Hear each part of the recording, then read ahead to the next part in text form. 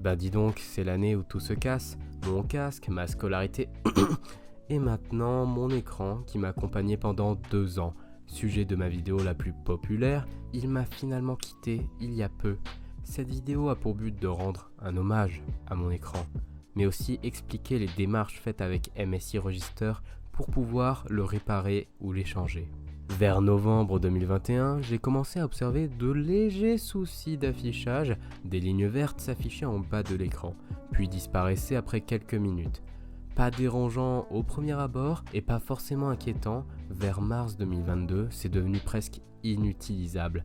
Donc je me suis rendu sur le site MSI Register. Dans ma vidéo il y a 2 ans, j'en avais brièvement parlé, mais c'est le SAV de MSI qui a aussi une fonction de carte de fidélité avec des points permettant certaines réductions dans le magasin en ligne. Donc je me suis rendu sur la fiche de mon écran, puis sur demander une réparation. On m'a demandé de remplir une fiche complète avec les détails du dommage de l'écran, qui d'ailleurs bug au niveau de la cellule du numéro de portable, puis un mail m'a été envoyé avec un ticket pour envoyer l'écran au SAV. Donc j'ai rangé l'écran dans sa boîte, imprimé la feuille, collé sur la boîte, puis c'est parti.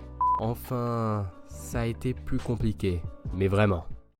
J'ai essayé de contacter par téléphone MSI, tâche complexe car je suis rarement autre part qu'en cours lorsque leur centre d'appel est disponible. Donc il s'est passé presque 2 semaines avant d'y arriver. On m'a expliqué enfin toute la trajectoire du processus.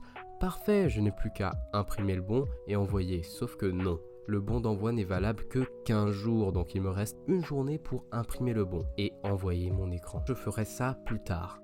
Plus tard. Je me lève, je vais en cours, je m'occupe enfin du SAV sur MSI Register, puis ça me dit que non, tu as déjà demandé une réparation. Sans solution, j'attends un jour de plus pour contacter le centre d'appel MSI. Bref, on me dit que le bon est encore valide, je l'imprime donc correctement, puis enfin, j'envoie l'écran tout simplement en le déposant dans un centre UPS. L'attente. Bon bref, j'ai beaucoup attendu avec de légères infos de la part de UPS, puis enfin on me dit que l'écran est arrivé. Bon, ils mettent un jour à le prendre en charge, mais au moins ils s'en occupent. Puis, le ciel m'est tombé sur la tête. Ils ne peuvent pas le réparer. Attristé, je suis allé boire des litres d'alcool dans un bar hors de prix. Faux, ils m'ont simplement proposé un échange. Super, ils me proposent donc le MSI Optix G272. Plutôt déçu de l'offre car personnellement avoir en échange un écran plat et plus grand ne me réjouissait pas. Donc j'ai fait une contre-offre en exposant mon point de vue.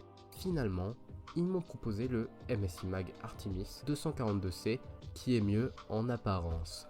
Donc j'ai accepté puis l'écran m'a été envoyé. Je l'ai reçu très rapidement chez moi par UPS. Je suis content.